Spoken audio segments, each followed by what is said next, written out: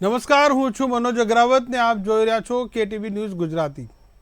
રાજ્યમાં હાલમાં પરીક્ષાઓ પૂરી થઈ છે તો કેટલીક શાળાઓમાં પૂરી થવાની તૈયારીમાં છે, ત્યારે વાલીઓ માટે હવે શરૂ થઈ છે એડમિશનની તૈયારી। આ પરોજન કહો કે તૈયારી બંને એક જ છે। બાળકને સ્કૂલમાં હજુ પગ મૂક્યો નથી ત્યાં પહેલો આંચકો વાલીઓને ખિસ્સામાં લાગી રહ્યો છે, કેમ કે સ્કૂલોમાં શરૂ થતાં પહેલાં ફી વધારાની લૂંટ ચાલુ થઈ છે। બીજી તરફ 20 થી 30 લઈને 30 થી 40% ફી વધુ લેવાની શરૂઆત થઈ છે। આ શૈક્ષણિક લૂંટની ફરિયાદ વાલી મંડળે મુખ્યમંત્રીને કરી છે। તેમાંય નવાઈની વાત તો એ છે કે અમદાવાદ ઝોનની કમિટીના ચેરમેન જ નથી અને સીએની પણ નિમણૂક ન કરાતા મુશ્કેલીઓનો કોઈ પાર રહ્યો નથી। બીજી તરફ હવે રહીને અમદાવાદ ડીઓએ ખાનગી શાળા સંચાલકોને નોટિસ પણ ફટકારી છે અને જવાબ પણ માંગ્યો છે, એને ખુલાસો પણ કહી શકાય, પણ બધી છેલ્લા કેટલાય સમયથી આ યાંત્રિક પ્રક્રિયાઓ જોવા મળી રહી છે।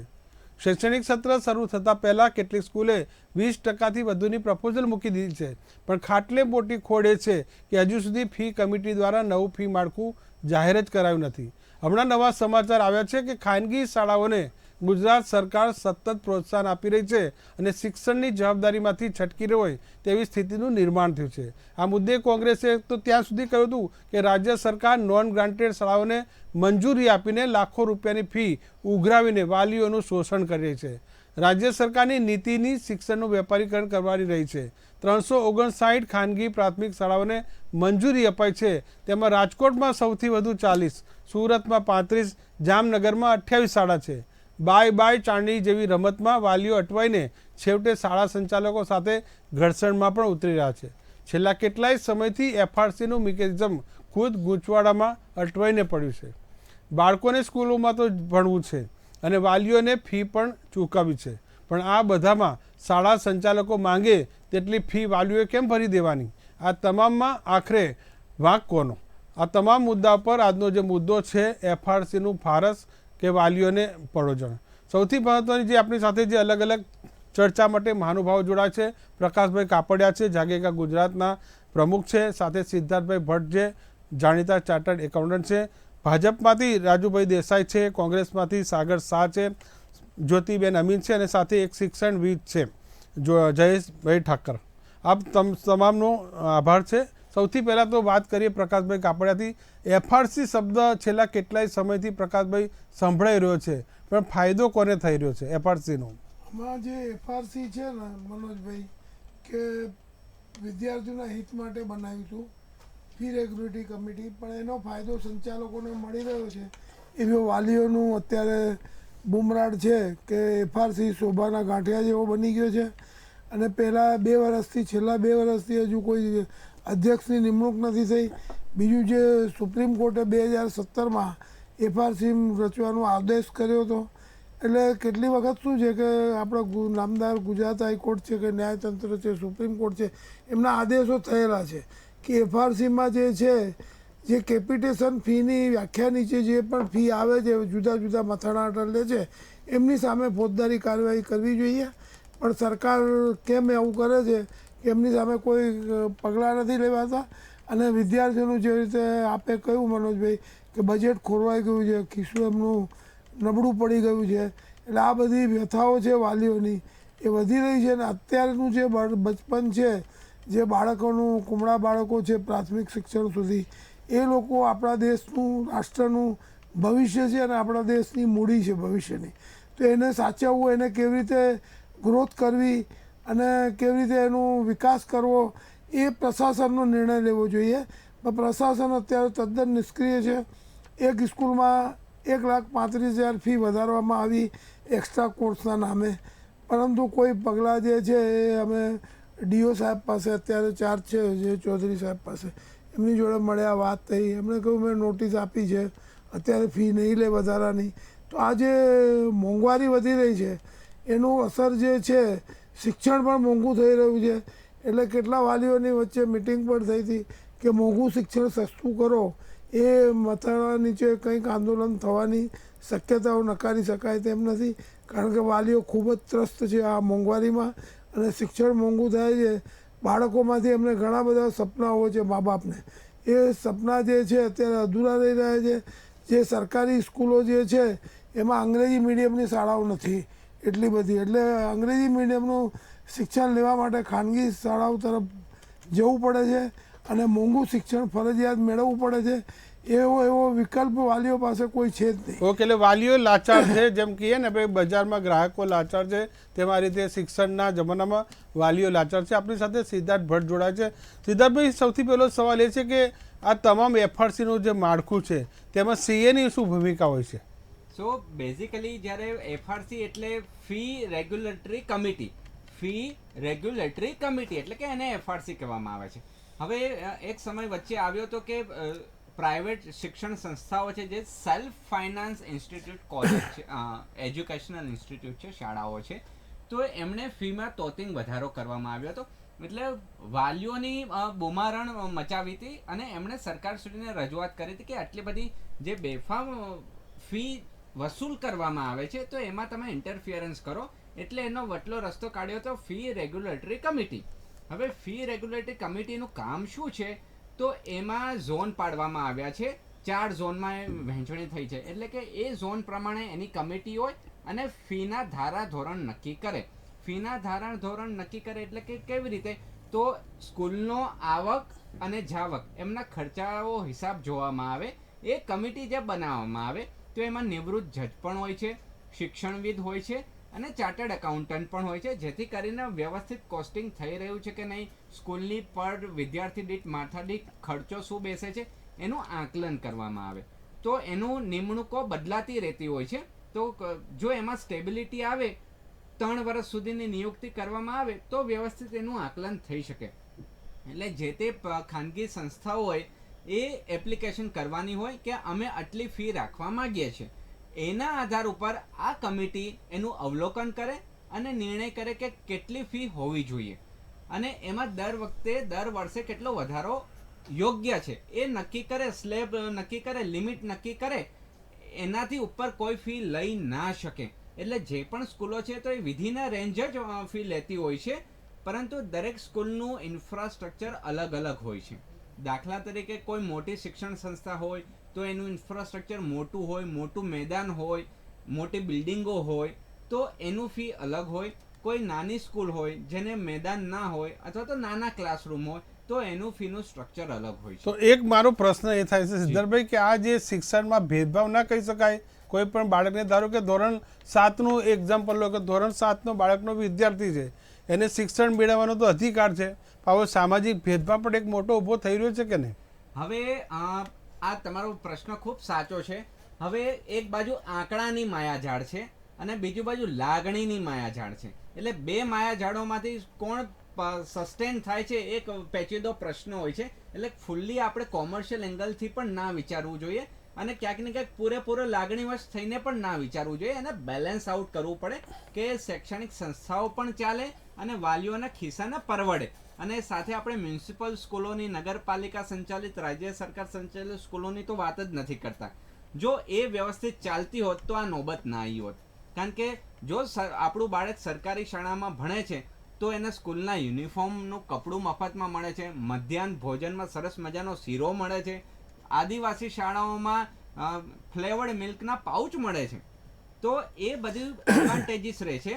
પાઠ્યપુસ્તકો મફતમાં મળે છે. જ્યારે પ્રાઇવેટ શૈક્ષણિક સંસ્થામાં આવે છે તો એમને આ બધી વસ્તુઓની કોસ્ટ લાગતી હોય છે, ખરીદવી પડતી હોય છે, ઘરેથી લઈ જવું પડતું હોય છે બધું. જી. ઓકે, હવે આપણી સાથે ભાજપના નેતા રાજુભાઈ દેસાઈ જોડાય છે. શું કહેશો રાજુભાઈ, એફઆરસીનો જે લાભ છે તે રાજ્યના વાલીઓને મળી રહ્યો છે કે નહીં?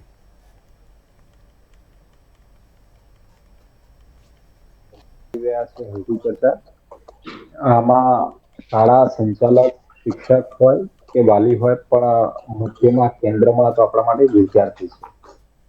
હવે જ્યારે આખી વિષયને સમજવાની જરૂર છે. આખી જે ચર્ચા એટલા માટે થઈ રહી છે કે ભારત દેશ, ગુજરાત એક રોલ મોડેલ રહ્યું છે દરેક ક્ષેત્રમાં, દરેક વિભાગમાં, દરેક તબક્કે. એમાંનો એક એફઆરસી. કહેતા આનંદ થાય કે આખા ભારત દેશની અંદર એફઆરસી ફી રેગ્યુલેટરી કમિટી ક્યાંય નથી. ઓનલી ફોર ગુજરાતની અંદર આ કાયદો છે. 1988 થી 1992 વર્ષ દરમિયાન ગુજરાતની અંદર 4 વર્ષનો દાયકો ભૂલવો ના જોઈએ. 4 વર્ષમાં એ વર્ષનો ભૂલવા જોઈએ કે જે બેફામ રીતે પ્રાથમિક પ્રાથમિક માધ્યમિક અને ઉચ્ચતર માધ્યમિક જે પ્રાઇવેટ શાળાઓ છે, ખાનગી શાળાઓ છે, જેનું કોઈ માપન નહીં, કોઈ ગણતરી નહીં, બેફામ રીતે એને પરમિશન એ વખતે જે તે સરકારે આપેલી હોય, એ પછી દિવસે એની અંદર માપદંડો નક્કી થતા ગયા. માપદંડોની અંદર ઘણી બધી શાળાઓ, ખાનગી શાળાઓ માપદંડો પૂર્ણ ન થાય એટલે એને રદ કરવામાં આવતી હોય છે અરજીઓ.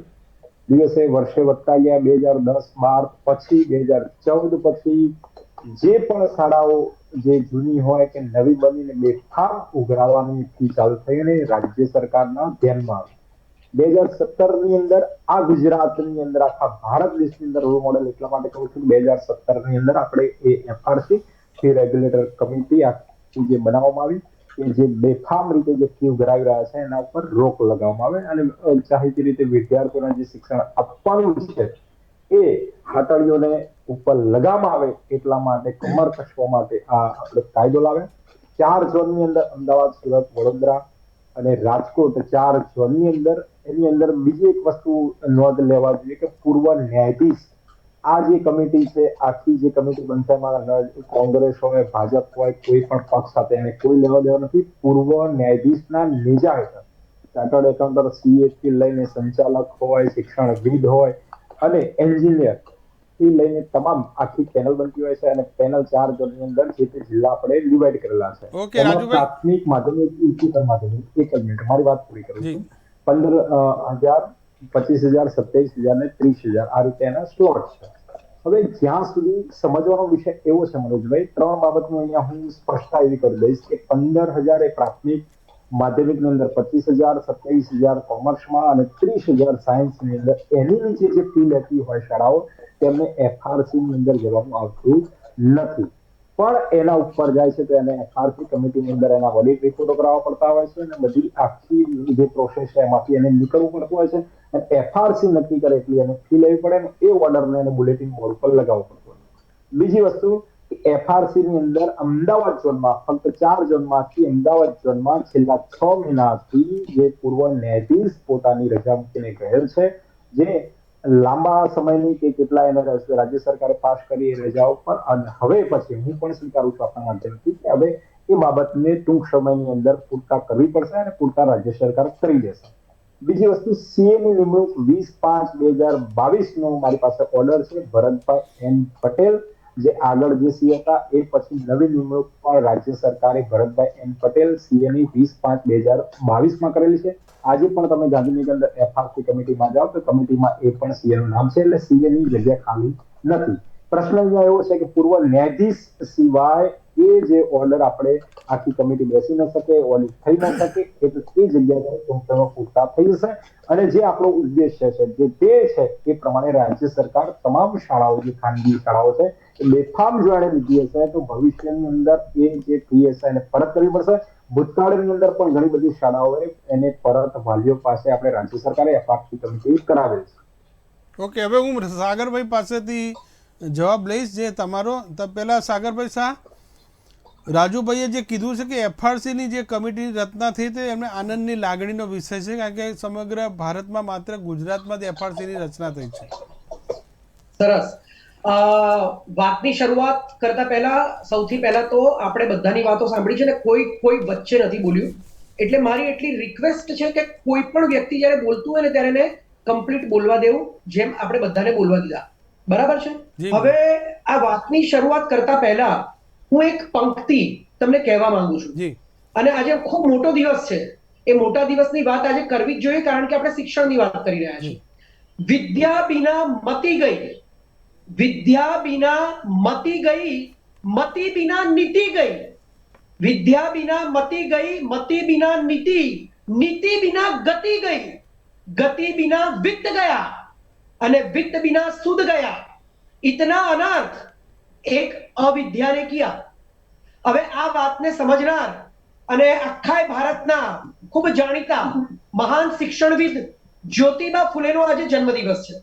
મહારાષ્ટ્રના એ શિક્ષણવિદે શિક્ષણ જગતની અંદર જે સુધારા કર્યા અને ખાસ કરીને એમણે માન્યું કે સ્ત્રીઓનું એડ્યુકેશન એ ખૂબ જરૂરી છે અને છોકરીઓના એડ્યુકેશન માટે, સ્ત્રીઓના, મહિલાઓના એડ્યુકેશન માટે જ્યારે શિક્ષકો ના મળ્યા ત્યારે એમણે પોતાની પત્ની સાવિત્રીબેન ફૂલેને શિક્ષક બનાવ્યા અને એવા શિક્ષણવિદ જ્યારે એમણે ભારતની અંદર શિક્ષણની શરૂઆત કરી એવા જ્યોતિબા ફૂલેને આજે આપણે નમન કરીએ અને એમને આપણે યાદ કરીએ કે શિક્ષકો આજે આવી રીતે કામ કરે તો કંઈક આપણને ફળ મળે. હવે ગુજરાત શિક્ષણની વાત કરી અને રાજુભાઈએ જે વાત કરી એમાં જે ગર્વ લેવા જેવી બાબત છે એવી જ ગર્વ લેવા જેવી બાબત હમણાં જ શિક્ષણ જગતમાં થઈ ગઈ કે હવે કોઈ ચમરબંધી અને કોઈ પેપર ફૂટ્યું તો એના માટે કડકમાં કડક કાયદો બનાવ્યો છે, એ પછી પણ પેપરો ફૂટ્યા છે, હે ને? એટલે આખા ભારતમાં માત્ર ગુજરાતમાં આ એફઆરસી ની રચના કરી છે એનું ગૌરવ લેવાની કોઈ જરૂર જ નથી, કારણ કે 156 સીટ મળ્યા પછી આટલો સમય થયો અને એમણે કહ્યું કે ચેરમેનની હજી રજૂઆત નિમણૂક જ નથી થઈ. તો ગર્વ લઈને શું કરવાનું છે? ચેરમેનની નિમણૂક નથી થઈ અને ચેરમેનની નિમણૂક નથી થઈ છતાં પણ જ્યારે આ પ્રાઇવેટ શાળાઓ મન ફાવે એમ ફીઓ વધારવા માંડ્યા છે ને કેટલાકે પ્રપોઝલ મૂકી દીધી છે, તો ગૌરવ તમે કઈ બાબતનું લઈ રહ્યા છો એ તો મને ખબર નથી પડતી. ભલે ગૌરવ લેતા હોય, રચનાઓ તો બધી થઈ જાય છે ઓન પેપર. એમ કહ્યું એમ કે એફઆરસી ની કમિટીની રચના થઈ ગઈ છે, પેપરનો કાયદો પણ બની ગયો, પણ તોય પેપરો તો ફૂટ્યા. ભાવનગરમાં હમણાં ફૂટ્યું, કમ્પ્યુટરનું પેપર ફૂટ્યું અને બીજું ઘણા બધા પેપરો ફૂટી જ રહ્યા છે.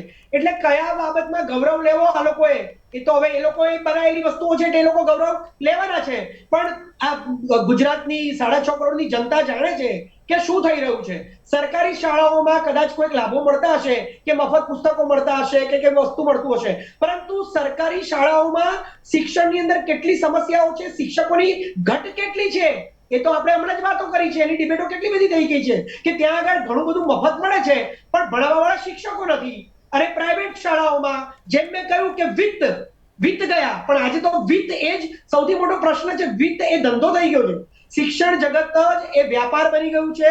શિક્ષણ જગતમાં ગુજરાત સરકારે હાઈએસ્ટ બજેટ પાસ કર્યું છે શિક્ષણ, ખેતી અને ઇન્ફ્રાસ્ટ્રક્ચર પાછળ, છતાં પણ પ્રાઇવેટ શાળાઓમાં કોન્ટ્રાક્ટ ઉપર શિક્ષકો લેવામાં આવે છે સરકારી શાળાઓમાં, અને પછી શિક્ષકોની ઘટ છે, ત્યાં આગળ નોકરીઓ નથી મળતી, આટલું બધું શોષણ થઈ રહ્યું છે. અને પ્રાઇવેટ શાળાઓમાં આ રીતે જ્યારે શિક્ષકોની પાસે પૈસા ના હોય, પગાર ઓછા મળતા હોય, મેદાનો ના હોય, ઇન્ફ્રાસ્ટ્રક્ચર સારા ના હોય, ઘણી બધી જે એમણે કહ્યું કે બધી મોંઘી મળે છે, પુસ્તકો મોંઘી મળે છે, ઘણી બધી જે ફેસિલિટીઝ હોય, ઘણા બધા એક્સ્ટ્રા કોર્સ કરાવતા હોય તો એની પણ ફીઓ વધી જતી હોય છે. તો કેટલી બધી સમસ્યાઓ ગુજરાતના શિક્ષણ જગતમાં છે. વાંચે ગુજરાત કરવામાં આવે છે, ભણશે ગુજરાત કરવામાં આવે છે, ઇન્ટરનેશનલ લેવલની પીઝા નામની ટેસ્ટ લેવામાં આવે છે, અને પછી ઇંગ્લિશનો કોર્સ કરાવવામાં આવે છે, અને પાછું એવું કહેવામાં આવે છે કે આપણે ગુજરાતીમાં બધું ભણાવીશું. કમ્પલસરી ગુજરાતી ભાષા તો હોવી જ જોઈએ, એન્જિનિયરિંગ અને મેડિકલ પણ આપણે ગુજરાતી મીડિયમમાં ભણાવીશું. આ લોકોની પાસે કોઈ દિશા નથી, કોઈ દિશાહીન શિક્ષણ છે આખું ગુજરાતનું. સરકારી શાળાઓને એનું પ્રાઇવેટાઇઝેશન કરવું છે, પ્રાઇવેટાઇઝેશન કરવું અને પછી જબરજસ્ત ફી લેવી છે, નોકરીઓ આપવી નથી. 6.5 કરોડમાં 3.5 લોકોને મફત રાશન આપીને ગર્વ લે છે કે ઓકે સાગરભાઈ, ફરી આપની પાસે આવીશ, આપની સાથે ફરીથી આપની પાસે આવીશું આપની સાથે ડોક્ટર જયેશ ઠાકર પણ છે, શિક્ષણવિદ છે. જયેશ સર નમસ્કાર. સૌથી પહેલા તો સવાલ એ છે કે જે એફઆરસી ની રચના જે 2017 થી જે કરવામાં આવી છે, ખરેખર આ એફઆરસી નો લાભ છે તે વાલીઓને મળી રહ્યો છે ખરા? સાગરભાઈ તમને ફરી તમારા પાસે આવી ફરીથી આવી જયેશભાઈને પ્રશ્ન પૂછ્યો છે. જી જયેશભાઈ, આ એફઆરસી ની રચના કરવામાં આવી છે, ખરેખર સારી દિશા કહી શકાય એ પ્રકારની રચના છે. ગુજરાતની અંદર 15,000 થી નીચે જે શાળાઓ ફી લે છે એને એફઆરસી માં જવાની જરૂરિયાત જ રહેતી નથી. પ્રશ્ન થોડીક સ્કૂલો એ પ્રકારની છે કે જે હાઈલી ક્યાંક ને ક્યાંક જુદા જુદા પ્રકારનું છે, અને એફઆરસી પણ એ 5 થી 7% સ્કૂલો માટે કદાચ વધારે ઉપયોગી થતી હોય એવું અહીંયા લાગી રહ્યું છે. અમદાવાદ અને આજુબાજુનો જો વિચાર કરીએ તો નામાંકિત કહેવાતી એ સ્કૂલોમાં જ એફઆરસી નો પ્રશ્ન છે, બાકી 90%-92% સ્કૂલોમાં એફઆરસી નો પ્રશ્ન ઉભો થતો નથી અને શાળા સારી રીતે ચાલી રહી છે. આ વખતે સરકારે જ્ઞાન સેતુ પ્રોજેક્ટ અને બાકીનાનો જે વિષય છે અને આરટી અંતર્ગત જે વિદ્યાર્થીઓને ફી આપી અને પ્રાઇવેટ શાળામાં ભણાવવાના, એ પણ એક પ્રકારનો સારો મુદ્દો કહી શકાય કે કોર્પોરેશનની શાળામાં બાળકો નથી ઝડપથી ભણવા જતા, તો ગરીબ વિદ્યાર્થીઓના બાળકો પણ, ગરીબ વાલીઓના બાળકો પણ આ પ્રકારની શાળાઓમાં ભણી શકે, એ પ્રકારનો આરટી ની કાયદો 2009 થી છે. પણ એટલે સારો કહી શકાય. પણ જય સર, સૌથી ચાલુ પહેલા વર્ષે- સવાલ સર એ છે કે સરકારી શાળામાં બાળકો શા માટે નથી ભણી શકતા? તો આ જ્ઞાન સેતુ પ્રોજેક્ટ લાવવાની જરૂર પડે. સરકારી શાળામાં બાળકો નથી ભણી શકતા એ પ્રકારનો વિષય નથી. સરકાર જે કે અત્યારે કરે છે ને વિચારે છે એના અંતર્ગત મુખ્ય 2 કામ, શિક્ષણ અને આરોગ્ય. ચાલુ વર્ષે હમણાં જ સાહેબે વાત કરી આપણને કે સૌથી વધુ બજેટ શિક્ષણની અંદર ફાળવવામાં આવ્યું છે, તો એ બજેટની ઉપયોગિતા છે. હમણાં જ ટેટ અને ટાટની પરીક્ષા લેવામાં આવશે, કદાચ ભરતી પણ થશે એવું લાગી રહ્યું છે. થશે ક્યારે એ પ્રશ્ન છે, પણ એ પ્રકારનું વાતાવરણ બની રહ્યું છે કે ભરતી ટૂંક સમયમાં થવા જઈ રહી છે. સારા શિક્ષકો કહી શકાય એ પ્રકારની સરકારી શાળાઓમાં જોવા મળે છે, પણ સમાજનું એક માનસિક સ્તર હવે બદલવાની આવશ્યકતા છે. જો આ માનસિક સ્તર બદલવું હોય તો કદાચ નેતા અને અધિકારીઓ દ્વારા શરૂઆત થાય તો આ માનસિક સ્તર ઝડપથી બદલાશે. કોર્પોરેશનની સ્કૂલની અંદર બાળક, જે કાઉન્સિલર જે તે હોય, અમદાવાદ, વડોદરા, રાજકોટ, સુરત, કોર્પોરેટર જે બને છે એનો બાળક હોય તો એને ફરજિયાત કોર્પોરેશનની સ્કૂલમાં ભણાવવો જોઈએ. આ પ્રકારનો વિચાર કરવો જોઈએ.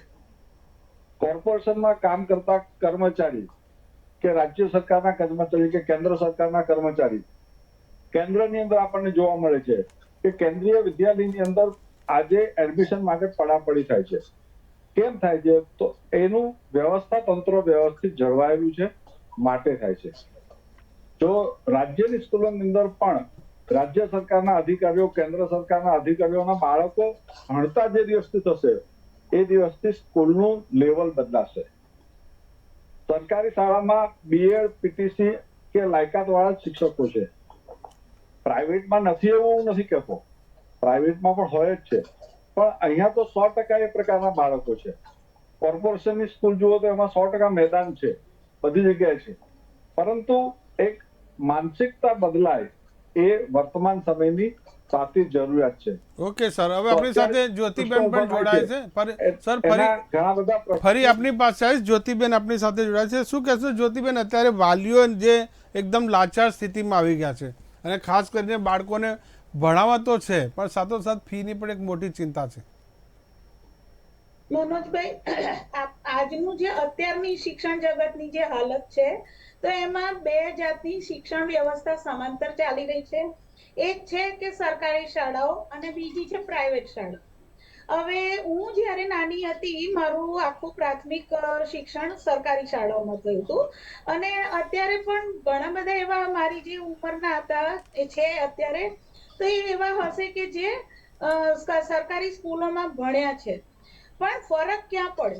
એટલે ફરક ત્યારથી પડવાનો શરૂ થયો. પહેલા પ્રાઇવેટ સ્કૂલોની આટલી બધી બોલબાલા હતી જ નહીં, પણ પછી જેમ જેમ સરકારી શિક્ષકોને ઇતર પ્રવૃત્તિઓમાં લગાડવામાં આવ્યા, એકચ્યુઅલી જોતરવામાં આવ્યા, એ પછી શિક્ષણ વ્યવસ્થા ધીરે ધીરે ઓછી થવા માંડી અને એનું જે ઇન્ફ્રાસ્ટ્રક્ચર આઝાદી પછી જે સ્કૂલો બની હતી તે વખતે બિલ્ડિંગ થોડે નવા હતા, પણ પછી જે ધીમે ધીમે એમને મેન્ટેનન્સ, સમારકામ ને બધું જોઈએ એ બધું ના થવા માંડ્યું. અને જ્યારે શિક્ષણના ફાંફા પડે એટલે મા બાપ પછી કોઈ પણ બાળકના ભવિષ્ય સાથે ચેડા કરવાનું ના પસંદ કરે. અને આપણે ત્યાં તો પેરેન્ટહુડ એ રીતનું છે કે પોતે પાટા બાંધે પણ બાળકોને તો ચોક્કસ ભણાવે. એટલે ત્યારથી પછી પ્રાઇવેટ સ્કૂલો તરફ જોવાની શરૂઆત થઈ અને અત્યારે હવે એ હાલત થઈ ગઈ છે કે પ્રાઇવેટ સ્કૂલો એ રીતની સ્થિતિમાં આવી ગઈ છે કે એ લોકો હવે પેરેન્ટ્સને લાચાર બનાવી દે છે ને એમની મનમાની કરે છે. કારણ કે જ્યારે, એટલે એનો એક ઉપાય તો એ થાય કે સરકારી શાળાઓને ફરી એ રીતના એસ્ટાબ્લિશ કરવામાં આવે કે લોકો પ્રાઇવેટ સ્કૂલો તરફ જોવાનું ઓછું કરવા માંડે. જ્યારે સરકારી સ્કૂલો જેટલી સરસ હશે તો આજે એવું કોઈને ખેંચાઈને બી પૈસા, જ્યારે ખાસ હું મધ્યમ વર્ગની વાત કરું છું ને નિમ્ન મધ્યમ વર્ગની વાત કરું છું, અને ખાસ કરીને ગામડાઓમાં પણ, કારણ કે હવે ગામડે ગામડે પણ ઇંગ્લિશ મીડિયમ સ્કૂલો થવા માંડી છે. તો આ એક વખત એટલે ફક્ત કાયદો બનાવે કે કમિટી બનાવે આ પ્રાઇવેટ સંચાલકો ગાંઠવાના નથી, પણ એના માટે જે રૂટ બેઝ થી કામ કરવું પડશે તો એ છે સરકારી શાળાઓનું આખું જે તંત્ર છે એ વ્યવસ્થિત ગોઠવવું પડશે. ત્યાંના શિક્ષકોને ઇતર પ્રવૃત્તિથી છોડાવીને અને પછી એમને ખરેખર શિક્ષણ માટે જ રાખવા જોઈએ, કારણ કે વેકેશનના 2 મહિના ઠીક છે કે તમે ઇતર પ્રવૃત્તિ કરાવો શિક્ષકો પાસે, પણ બાળકોના શિક્ષણના ભોગે તો બિલકુલ ના થવું જોઈએ. એટલે એનો એક કારણ કે હું જોતી આવી છું કે નિયમો ક્યારથી એ છે ત્યારનું પ્રેશર હોય છે. વિજય રૂપાણીજીની સરકાર વખતે ખસી હોહાત થતી હતી, પણ સંચાલકો કોઈ રીતે ગાંઠતા જ નહોતા, અને ફી અમુક કેસમાં પરત કરવી પડી, પણ ભાઈ લેવાની જ કેવી રીતે? આજે શિક્ષણ એક ધંધો છે, તો આજે ધંધામાં તમે કોઈ પ્રોડક્ટની વેલ્યુ MRP કરતા વધારે આપો છો ખરા? તો પછી શિક્ષણમાં પણ જે નિયમ બનાવેલો હોય એનાથી વધારે તમે ફી કેવી રીતે લઈ શકો? તો એકલી પરત ના કરવાની હોય, પણ ખરેખર તો સંચાલકોને જેલનો વારો આવવો જોઈએ, શાળાનું લાયસન્સ બંધ કરી દેવું જોઈએ, કે જેથી આમાં કેવું થાય કે 10 જણની સપોઝ લીધી હોય 100 વિદ્યાર્થીઓની, એમાંથી 10 જણ હોહા કરે એમની પરત આપે, બાકીની 90 નાની રાખી લે, એટલે પછી કહેવાય કે અમે તો 10 જણને પરત કરાઈ. અલા પણ જે 90 ની ગઈ એનું શું ને? એમની હિંમત જ કેવી રીતે થઈ કે જે વસ્તુ સરકારે નક્કી કરી હોય એને તમે ઓકે જ્યોતિબેન, પ્રકાશભાઈ, ઓકે પ્રકાશભાઈ પાસે પ્રકાશભાઈ, FRCની શું રચના આ માટે જ કરવામાં આવી છે કે ભાઈ જે શિક્ષણ સંસ્થાઓ જે વધારે ફી લઈ લીધી હોય અને પાછી આપી દેવાની, આ માટેનું FRC નો મનોજભાઈ એવું હેતુ નથી, પરંતુ એક જયેશભાઈ ઠક્કરે વાત કરી એ એવી કરી કે જે સરકારી સ્કૂલો છે એમાં જે ફી પરત કરવાની પ્રશ્ન નથી આવતો, પણ જે 2017માં રૂપાણીજી મુખ્યમંત્રી હતા એમણે જાહેરાત કરી હતી 15, 25, 27ની, જે રાજુભાઈએ હમણાં કબૂલાત કરી કે આવી રીતની હતી. હવે એનાથી ઉપર ફી લેવાનું ક્યાંથી આવે? અને જયેશભાઈએ RTEની વાત કરી. RTEનું 2017માં મનોજભાઈ સરકાર એમને 13,500 સંચાલકોને આપે છે ફી, અને તો સરકાર જે છે ખાનગી સંચાલકો 25% રાઇટ ટુ એજ્યુકેશનના વિદ્યાર્થીઓને 13,500માં ભણાવે છે, તો વાલીઓને ₹1,00,000 ₹1.5 લાખ ફી ક્યાંથી પોસાવાની? એટલે આજે અત્યારે બીજી વસ્તુ કહું કે 30%થી ઉપર શિક્ષણ વેરો દરેક પ્રોપર્ટી ટેક્સમાં લેવાય છે, એટલે વેરાઓની વણઝાર છે એ પણ વાલીઓ અને પ્રજાના માથે છે. એટલે એ જે 30%થી ઉપર વેરો લેવાય છે એ વેરામાંથી એમને મફત શિક્ષણ આપવાની જોગવાઈ કરવી જોઈએ. અને ખાનગી શાળાઓનું જે ખુલ્લી નીકળ્યું છે આ જે ભણાવવાનું એટલું મોંઘું છે કે વાલીઓને પોસાય નહીં, ઉધાર લઈને વ્યાજે પૈસા લઈને પેટે પાટા બાંધીને, જે જ્યોતિબેને કહ્યું કે એ રીતે પણ ભણાવવું પડે છે, એવી વાલીઓની કફોડી હાલતમાં મુકાઈ ગયા છે. એટલે જે સરકારનું કામ છે પ્રશાસનનું એ કરવામાં કોઈ પણ રીતે આ લોકો સંપૂર્ણ સફળ થતા નથી. અને જે રૂપાણી સાહેબે અને નરેન્દ્ર મોદીએ ના બેનર લગાવ્યા હતા મોટા હોર્ડિંગ કે 15, 25, 27માં અમે ભણાવીશું, પણ એ બધું યોજના નિષ્ફળ ગઈ છે. અને સંચાલકો સામે સરકાર પગલાં લેવામાં પાછી પાની કરે છે. એનું શું કારણ છે એ બધા સમજે છે, પણ એ કારણમાંથી વાલીઓને કેવી રીતે મુક્ત કરવા? અત્યારે શૈક્ષણિક ગુલામી, જેવી રીતે જ્યોતિબેને કીધું કે આઝાદી પછી શિક્ષણનું ભલે સરકાર કોઈ પણ રહી, પણ હું એવું માનું છું કે શૈક્ષણિક ગુલામીમાંથી વાલીઓને મુક્ત કરવાનો વારો આવી ગયો છે. બીજું જયેશભાઈએ કહ્યું કે સરકારી અધિકારીઓ પોતાના બાળકોને એમાં મોકલે, એ તદ્દન એમની વાત સાચી છે. ઉત્તર પ્રદેશ હાઈકોર્ટમાં 4 વર્ષ પહેલાં જજમેન્ટ આપ્યું હતું કે જે IAS ઓફિસરો અને એમના બાળકોને સરકારી શાળામાં નહીં મૂકે તો એમનું પ્રમોશન રોકી દેવામાં આવશે, એમની પગાર વૃદ્ધિ રોકી દેવામાં આવશે. તો આવો આદેશ થયેલો છે. અત્યારે આપણી નબળાઈ ક્યાં છે કે ન્યાયતંત્ર જે છે એના આદેશનું સરકાર પાલન કરવામાં નિષ્ફળ જાય છે.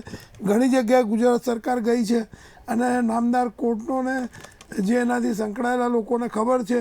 એટલે જે આ જે ન્યાયતંત્રમાં પ્રદૂષણ ફેલાય એની ગરિમા જાળવવા દરેક નાગરિકની ફરજ છે, ન્યાયતંત્રની. ઓકે સિદ્ધાર્થભાઈ, જે રીતે વાત બહુ પ્રકાશભાઈએ બહુ સરસ કીધી અને જ્યોતિબેને કીધી, એક ટાઈમ હવે આવ્યો છે શૈક્ષણિક ક્રાંતિ લાવવાનો. દેશમાં અનેક ક્રાંતિઓ ભૂતકાળમાંથી, હવે એક નવી ક્રાંતિ છે શૈક્ષણિક ક્રાંતિ. કે જે વાલીઓ છે તે શાળા સંચાલકોના સકંજામાં એવા આવી ગયા છે, વન વે કહીએ કે એકવાર ઘૂસી ગયા પછી હવે રિવર્સ ગેર પડતો નથી. હવે આપની વાત સાચી છે, પણ દાખલા તરીકે બે ઉદાહરણ આપું કે જ્યારે મારા બાળકને ડૉક્ટર બનવું હોય ને તો એમાં 50 લાખ 1 કરોડ જો પ્રાઇવેટ સંસ્થામાંથી થાય તો એમાં ખર્ચો થઈ જતો હોય.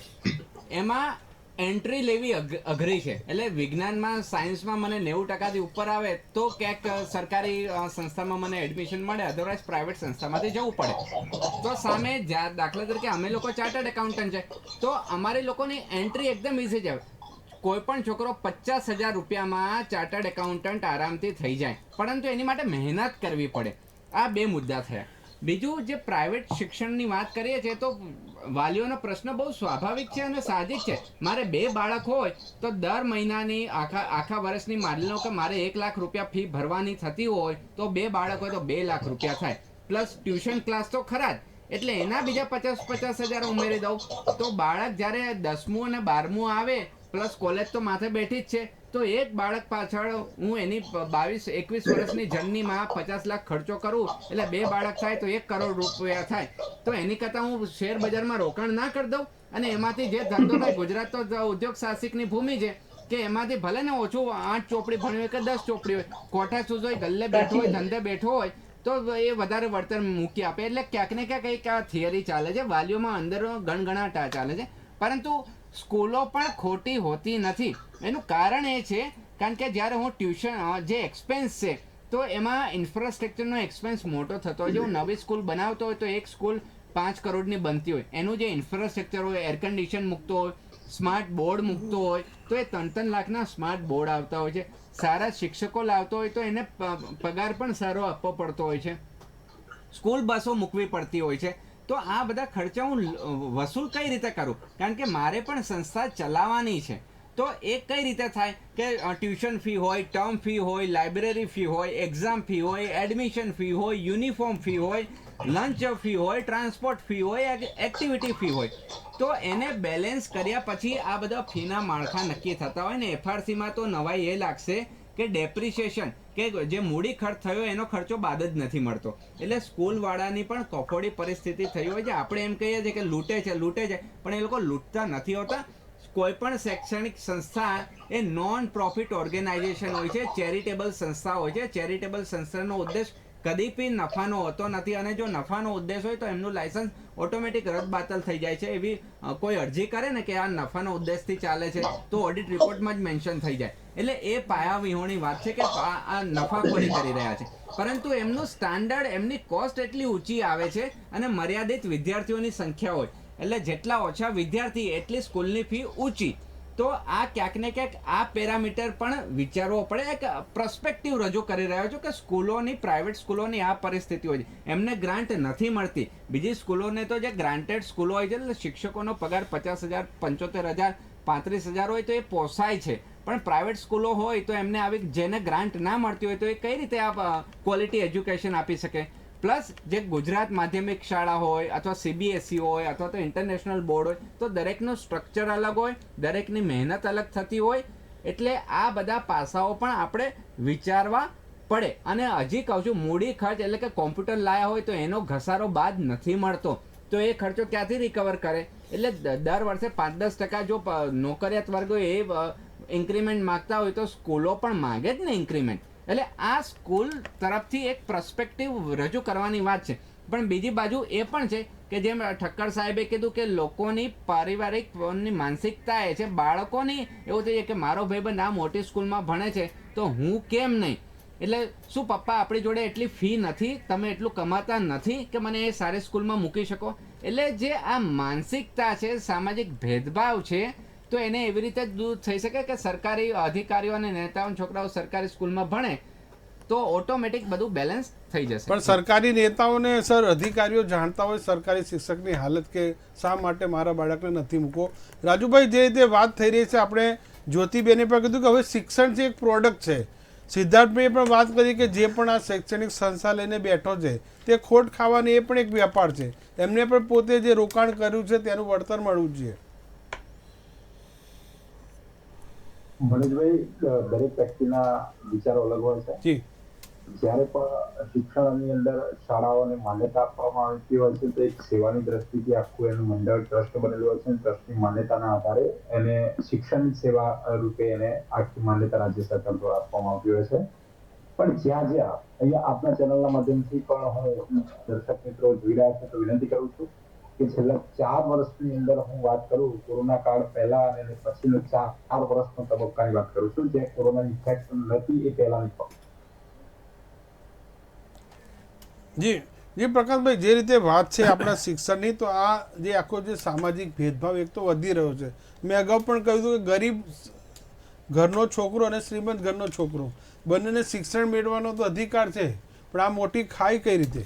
આમાં અત્યારે એવું છે કે શિક્ષણ ક્ષેત્રે કે બીજા કોઈ ક્ષેત્રે ગરીબી અને અમીરીની જે ભેદરેખા છે એ પાતળી રાખવાની દરેક સરકારની, દરેક પ્રશાસનની ફરજ આવે છે.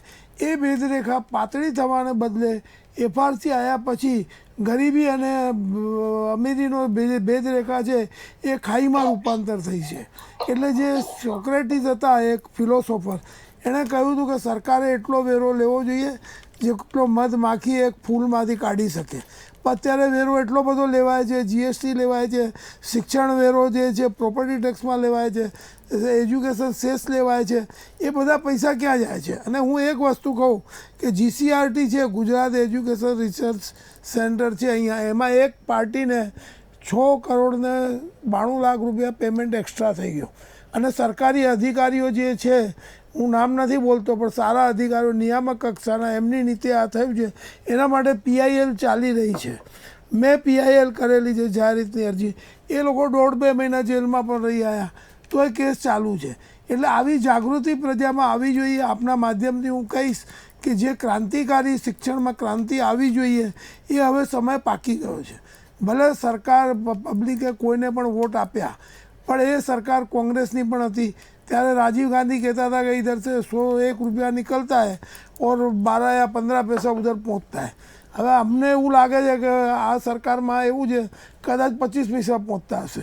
જેવી રીતે કેગનો અહેવાલ લઈએ આપણે ગુજરાત સરકારનો, હું તમને કેગનો અહેવાલ આપું કે કેટલી પેમેન્ટો સીએજીને લઈએ તો કેટલા જણોને જેલમાં જવાનો વારો આવે. જેવી રીતે જ્યોતિબેને હમણાં કહ્યું કે એમની સામે કડક પગલાં લેવા જોઈએ. અને આવી રીતે પહેલાં ડમી રાઇટર કાંડમાં જે લોકો હતા એ લોકો પણ જઈ આવ્યા છે. હોલી ચાઇલ્ડ સ્કૂલ હતી, એના જે સંચાલકો હતા એ પણ બિહાઇન્ડ ધ બાર જઈને આવ્યા છે. એટલે કડક પ્રશાસન જરૂરી છે. અને શિક્ષણ છે એ બાળકો જે છે, जिस देश का बचपन भूखा है उस देश की जवानी क्या होगी. એટલે આ આપણા દેશનું ભવિષ્ય છે, આપણા રાષ્ટ્રનું ભવિષ્ય છે. એટલે સરકારે આનામાં તો પહેલાં ધ્યાન રાખવું જોઈએ કે શિક્ષણ જે છે બાળકને હશે તો એ રોજગારી આગળ જઈને લઈ શકશે. પણ જો એ પણ નહીં હોય તો આ બહુ દેશનું ભવિષ્ય ઉજ્જવળ લાગતું નથી. એટલે કેનેડા જવા માટે, બીજી જગ્યાએ જવા માટે લોકો લાઈન લાગે છે અત્યારે. એનું કારણ શું છે કે સરકાર રોજગારી આપવામાં આપણા દેશમાં, ભલે સરકારો બદલાઈ, કોઈ પણ, હું કોઈ પર્ટિક્યુલર સરકાર માટે નથી કહેતો, પણ જે પણ રહ્યું છે એમાં વાલીઓને, પ્રજાને બધો વેરો વધારે લઈને અને એમનું આર્થિક શોષણ થયું છે. એટલે ગરીબી અને અમીરીની ભેદરેખા ખાઈમાં રૂપાંતર થઈ છે. બીજું કોઈ કારણ નથી. સરકાર પણ વ્યાપારીકરણ કરી રહી છે અને એજ્યુકેશન છે એ કેળવણીકારો ચલાવી શકે, હું એવું માનું છું. સાગરભાઈ આપણી સાથે જોડાય છે, શું કહેશો હાલની જે વર્તમાન શિક્ષણ વ્યવસ્થા ઉપર, જે રીતે એફઆરસીથી સરકાર કહી રહી છે કે વાલીઓનું ભલું થઈ રહ્યું છે, તેમના હિતોનું રક્ષણ થઈ રહ્યું છે? જ્યોતિબેને જે કહ્યું અને પેલા ચાર્ટર્ડ એકાઉન્ટન્ટ ભાઈએ જે કહ્યું ને, બંનેની વાત ઉપરથી એક વસ્તુ આપણને ખ્યાલ આવે છે કે હું પણ, આજે મારી ઉંમર 50 વર્ષની છે, હું પણ સરકારી શાળામાં ભણેલો છું. મારા પપ્પા મ્યુનિસિપલ કોર્પોરેશનની સરકારી શાળામાં શિક્ષક હતા અને આખી જિંદગી એમણે એની અંદર સેવા આપી છે શિક્ષક તરીકે. એ વખતે શિક્ષણ ખરેખર એટલે મને આજે 50 થયા એટલે હું 30 વર્ષ 40 વર્ષ પહેલાની વાત કરું છું, કારણ કે 10 વર્ષનો હતો ત્યાં સુધી હું સરકારી શાળામાં જ ભણ્યો છું. અને પછી અમારો એરિયા બદલાયો, અમે ઘર બીજે લીધું, ત્યાં સરકારી શાળા નહોતી એટલે મારે પ્રાઇવેટ શાળામાં જવું પડ્યું. બરાબર છે. તો જ્યારે એ વખતે 40 વર્ષ પહેલા હું 10 વર્ષનો હતો ત્યાં સુધી જે સરકારી શાળામાં ભણ્યો હતો અને પછી જ્યારે હું પ્રાઇવેટ શાળામાં ગયો ત્યારે તો મને કંઈ ફરક જ ના પડ્યો. મારું જે શિક્ષણ હતું એ પરફેક્ટ હતું. I was so highly educated in primary school of government.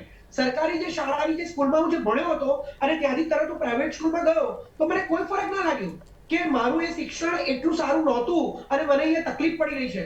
મને ખબર જ ના પડી. મને એવું જ લાગ્યું કે આ પ્રાઇવેટ શાળા છે એ પણ એવી જ શાળા છે જેવી શાળામાં હું ભણીને આવ્યો છું. મને કોઈ ડિફરન્સ ના લાગ્યો. બરાબર છે. એટલે સરકારી શાળાનું સ્તર સારું હતું જ. હવે એમણે કહ્યું કે સામાજિક ભેદભાવો એટલા બધા છે અને પ્રાઇવેટ શાળાઓમાં એટલી બધી ફેસિલિટીઝ આપવામાં આવે છે. ચાર્ટર્ડ એકાઉન્ટન્ટ ભાઈએ કહ્યું એ પ્રમાણે એના કારણે એ ફીઓ વધારે લેવામાં આવે છે.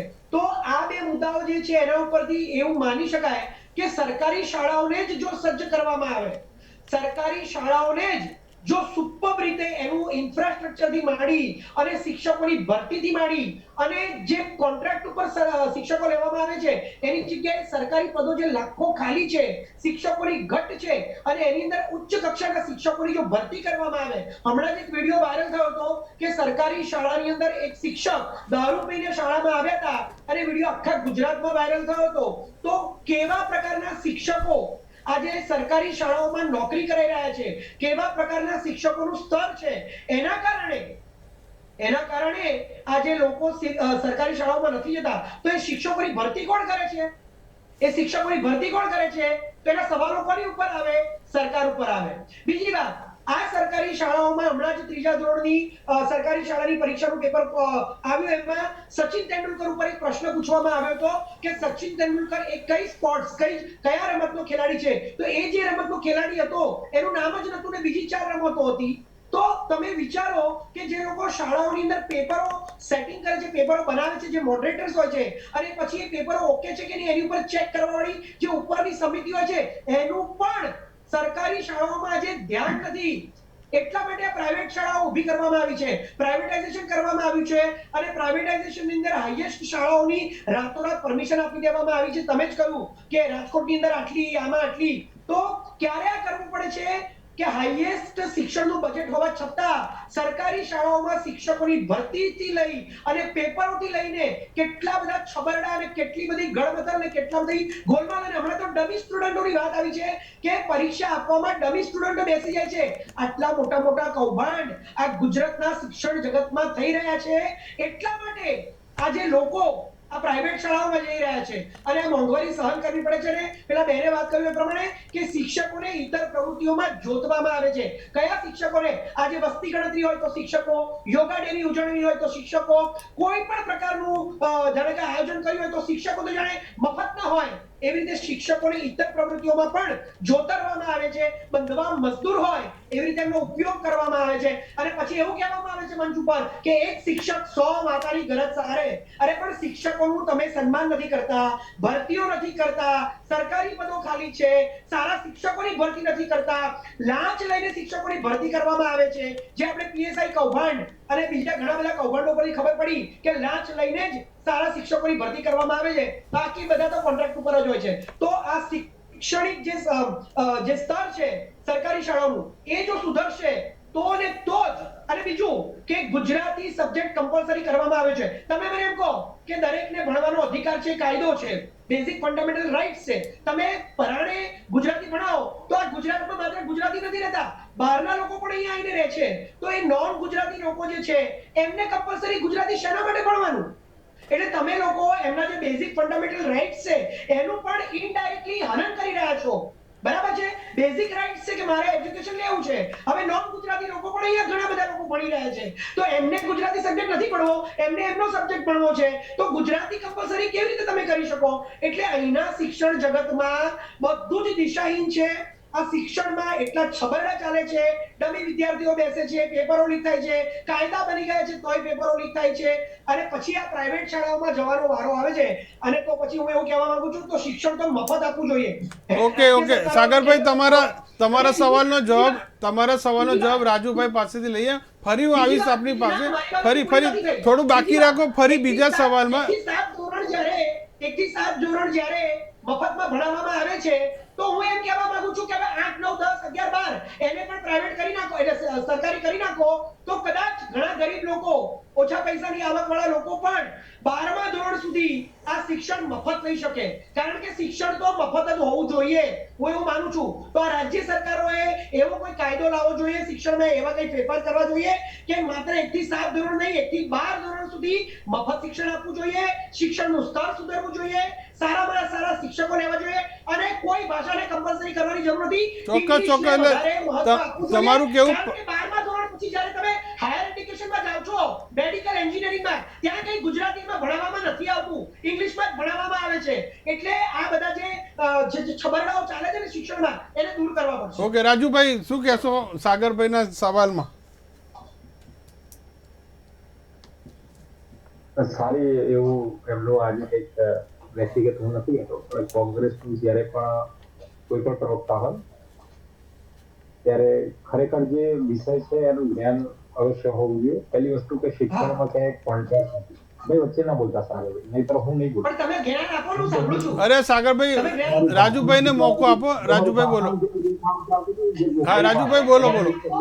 સમય ઓછો. જ્ઞાન આપો, મારી પાસે જ્ઞાન નથી, તમે જ્ઞાન આપો, હું સાંભળું છું. બસ રાજુભાઈ બોલો. હું વ્યક્તિગત નથી બોલું. વ્યક્તિગત બોલવા જઈશ તો ઘણા બધા point રાજુભાઈ બોલો, આગળ વધો. રાજુભાઈ આગળ વધો. આગળ વધો, જ્ઞાન આપો, જ્ઞાન, તમારા શિક્ષણનું જ્ઞાન આપો. રાજુભાઈ બોલો. ગુજરાતના શિક્ષણ જગતને તમારું બહુ મોટું જ્ઞાન આપો. અમે સાંભળી રહ્યા છીએ, અમને જ્ઞાન નથી. તમે આપો. અધૂરો ગળો છલકાય ઘણો જેવું કામ એ અધૂરો ઘણો દેખાય છે. તમે નિયમો બનાવો છો તોય પેપરો લીક થાય છે. તમે નિયમો બનાવો છો ને તો કમિટીના ચેરમેન રાજુભાઈ સાગરભાઈનું કહેવું એ હતું કે પાયો મજબૂત કરવાની જરૂર છે. તો તમે જ્ઞાન આપો. હવે મુદ્દા ઉપર વાત કરો, મને ટોન્ટ ના મારો. મને ટોન્ટ મારવાથી ટાઈમ પૂરો થઈ જશે. હા રાજુભાઈ બોલો. બીજા પણ હા રાજુભાઈ તમે બોલો આગળ. બીજા ગેસ્ટ પણ છે આપણી સાથે, એમને પણ સાથે જઈએ. હા તમે બોલો રાજુભાઈ. તમે સાગરભાઈ સાંભળો. હા સાગરભાઈ સાંભળો, બીજા ગેસ્ટ પણ છે આપણી સાથે.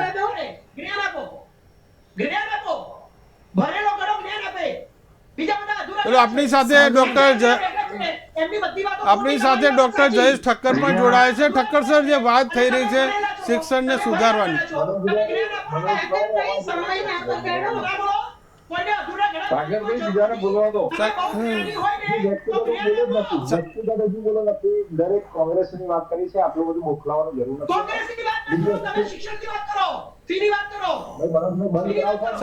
રાજુભાઈ તમે બોલો. સમય આપની પાસે ઓછો છે. રાજુભાઈ જવાબ આપો આપણે. હા, શિક્ષણની અંદર મારા અહીંયા તમામ પેનલિસ્ટ બેઠા છે, તજજ્ઞો છે. કદાચ હું ખોટો હોઈ શકું તો એ પુરાવો આપી શકે. શિક્ષકમાં કે કોન્ટ્રાક્ટ નથી ચાલતો. કોઈ સ્કૂલમાં, સરકારી શાળામાં કોન્ટ્રાક્ટ ચાલતો હોય અને આમાં પેનલમાં બેઠેલા જો કદાચ હું ખોટો કરતો હોય ચોક્કસ એમનો અવાજ ઉઠાઈ શકે. કોન્ટ્રાક્ટ ચાલુ છે. પહેલી વસ્તુ, શિક્ષણની અંદર ક્યાંય કોન્ટ્રાક્ટ નથી. બીજી વસ્તુ કે ફરજિયાત ગુજરાતની અંદર ગુજરાતી ભાષા અમલવાળી જે કાયદો લાવ્યા છે, ગુજરાતમાં જેમની શાળાઓમાં લાવ્યા છે, એ પણ થોડું અભ્યાસની જરૂર હતી. કારણ કે સીબીએસઈ સંલગ્ન જે શાળાઓ છે એની અંદર તો ઇંગ્લિશ મીડિયમમાં જ આપવામાં, અંગ્રેજી માધ્યમ હોય, હિન્દી માધ્યમની શાળા હોય તો હિન્દી માધ્યમમાં, કોઈ પણ લેંગ્વેજ હોય, કોઈ પણ માધ્યમ હોય તો એમને એ માધ્યમમાં શિક્ષણ આપવાની વાત કરવામાં આવી છે. પણ સાથે સાથે જે ગુજરાત માધ્યમિક શિક્ષણ બોર્ડ હોય અને ગુજરાતના શિક્ષણ બોર્ડ સાથે સંલગ્ન છે એવી તમામ શાળાઓએ ગુજરાતી ફરજિયાત ભણાવવું પડે અને સ્વાભાવિક રીતે એવી ગુજરાતી માધ્યમની શાળાઓની વાત કરવામાં આવી. રહી વાત જે ગુજરાત માધ્યમિક શિક્ષણ બોર્ડ સાથે કે ગુજરાતના શિક્ષણ બોર્ડ સાથે પ્રાથમિક વિભાગ એની અંદર ઉર્દુ હોય, હિન્દી હોય કે અંગ્રેજી માધ્યમની શાળાઓ આપણા ગુજરાત બોર્ડ સાથે હજુ ચર્ચા કરું છું એ જોડાયેલી હોય તો એને સેકન્ડ બીજી ભાષા તરીકે એને ગુજરાતી ભણાવવું પડશે. આ પણ નિયમ ગુજરાત બોર્ડની સંલગ્ન શાળાઓ સાથેનો છે. સીબીએસઈ, આઈબી કે વોટ એવર જે પણ બોર્ડ હોય એની સાથે આ કાયદાને કોઈ લાગુ પડતું નથી. રાજ્ય સરકાર દ્વારા ગુજરાતની જ વાત કરવામાં આવી છે. આ પણ આપ પેનલિસ્ટ પણ. ત્રીજી વસ્તુ કે જ્યારે પણ ગુજરાતની અંદર શિક્ષણની વાત કરવામાં આવે છે, મારું જે આપણે જે ચાલતું હતું ઓનલાઈન એનો પીરિયડ પૂરો થઈ ગયો એટલે 4 લાખ એડમિશન કોરોના કાળના જે વાત કરીને ખાનગીમાંથી સરકારી શાળાઓમાં થયેલા છે અને છેલ્લા 2 વર્ષની અંદર 2 લાખ વિદ્યાર્થીઓના એડમિશન પર થયેલા છે ખાનગીમાંથી સરકારી શાળા. આપણે mission school of excellence programme હોય કે કોઈ પણ મોડેલ શાળા આપજો આધુનિકતા તરફ જઈ રહ્યા છે. સાહેબ અમદાવાદની એવી શાળાઓ છે 90 થી 95% શાળાઓનો આંકડો આપું છું નામ સાથે બોલું છું આપને જો જરૂર હોય. સ્માર્ટ બોર્ડ સાથે લેપટોપ સાથે કનેક્ટ જી શાળા એપ સાથે વિદ્યાર્થીઓ ભણી રહ્યા છે. આપણો પ્રયત્ન એવો છે, રાજ્ય સરકારનો પ્રયત્ન એવો છે, સહિયારો પ્રયત્ન છે કે છેવાડાના માનવી સુધી આપણે ટેકનોલોજી શિક્ષણ સરકારી શાળાઓને આધુનિકતા તરફ લઈ જઈ રહ્યા છે, જેનું એકમાત્ર ઉદાહરણ આખા ગુજરાતની વાત કરું તો આખા ભારત દેશની અંદર રોલ મોડેલ હોય તો એ વિદ્યા સમીક્ષા કેન્દ્ર છે. મનોજભાઈ, મને કહેતા ફરીથી આનંદ થાય કે આખા ભારતમાં ક્યાંય પણ વિદ્યા સમીક્ષા કેન્દ્ર નથી જ્યાં આખા શિક્ષણની તમામ શાળાઓને આપણે ત્યાં મોનિટરિંગ થાય છે. શિક્ષક કયો વિષય ભણાવે છે, એના એ વિષય સાથે કયું ચેપ્ટર ભણાવે છે એ જે ભણાવે છે અને વેબ કેમેરા સાથે જોડીને ગાંધીનગરની અંદર ઓબ્ઝર્વેશન. ઓકે, હવે આપણો સવાલ જયેશભાઈ પણ આપણી સાથે જોડાય છે. જયેશ ઠક્કર સર, જે સવાલ છે શિક્ષા વિદ્યા જે કેન્દ્રનો પણ રાજુભાઈ જે વાત કરી કે એક રાજ્ય સરકારનો એક સરસ એક અનોખો પ્રોજેક્ટ છે, શું કહેશો આ પ્રોજેક્ટથી શું ફાયદો થશે?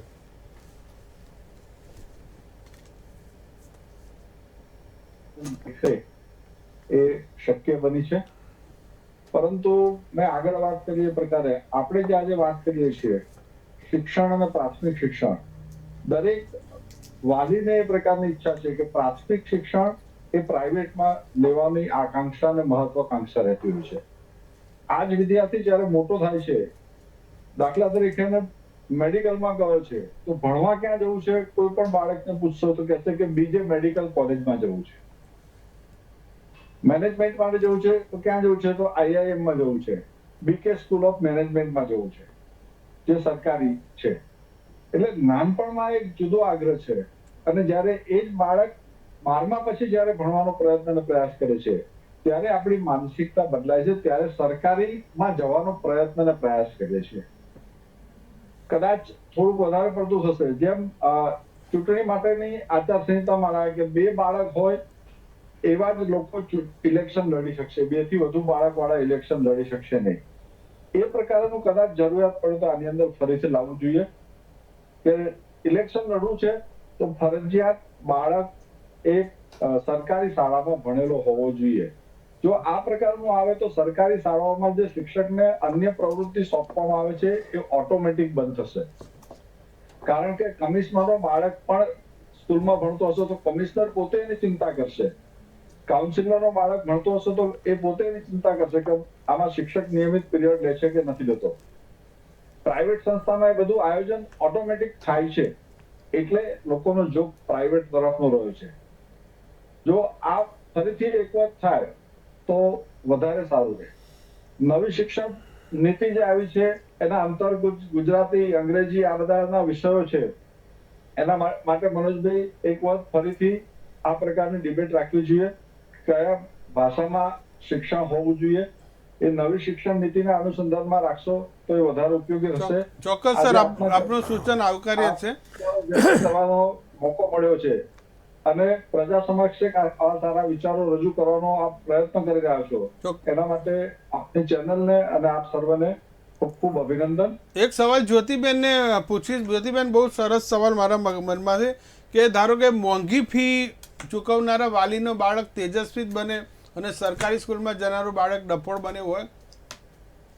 બિલકુલ નહીં મનોજભાઈ, તમે જો ખરેખર જોશો તો જેટલા મહાન માણસો છે ને એ બધા એકદમ રૂટ લેવલ, એકદમ ગામડાની માટીમાંથી આવેલા છે. આજે કોન્વેન્ટમાં ભણેલો કોઈ માણસ મહાન નથી બન્યો. એ એક એકદમ દેખીતી વાત છે, કારણ કે જે જમીનમાંથી બાળકો આવે ને એમની પાસે કોઠા સૂઝ હોય, જે એકદમ હાઈફાઈ સ્કૂલોની અંદર એમને ડેવલપ નથી થતી. હું એ જ ક્યારની કહેવા માંગતી હતી કે સરકારી શાળાઓનું જો એકવાર ઇન્ફ્રાસ્ટ્રક્ચર સારું થઈ જાય, હવે આમ જોઈએ તો લગભગ શિક્ષણ એ દરેક બાળકને સંવિધાને આપેલો અધિકાર છે અને એ દરેક સરકારની જવાબદારી છે.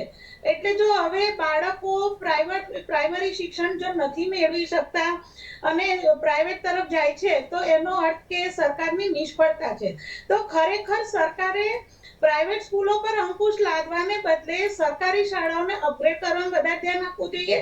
અને બીજી વસ્તુ એ થાય કે પછી છે ને વાલીઓ ઉપર છોડી દેવાનું. એક વખત સરકારી સ્કૂલો જો અપડેટ થઈ જાય તો પછી વાલીઓ ઉપર રાખવાનું હોય. ના, પણ રાજુભાઈએ એક સરસ રાજુભાઈએ વાત કરી જે જ્યોતિબેન કે 4 લાખ વિદ્યાર્થીઓ પ્રાઇવેટમાંથી સરકારી સ્કૂલમાં જે ડાયવર્ટ થયા છે, એનો મતલબ એ છે કે સરકારી શાળાઓ પણ એટલી સદ્ધર બની છે. ગૂગલ સ્કૂલનો પણ પ્રોજેક્ટ છે, તે પણ અમદાવાદ સહિતના ઘણા શહેરોમાં જોવા મળ્યો છે. આજે આપણે ડિબેટમાં તમામ મહાનુભાવો જોડાયા, ખૂબ ખૂબ આભાર. સમયનો પણ અત્યારે અભાવ છે.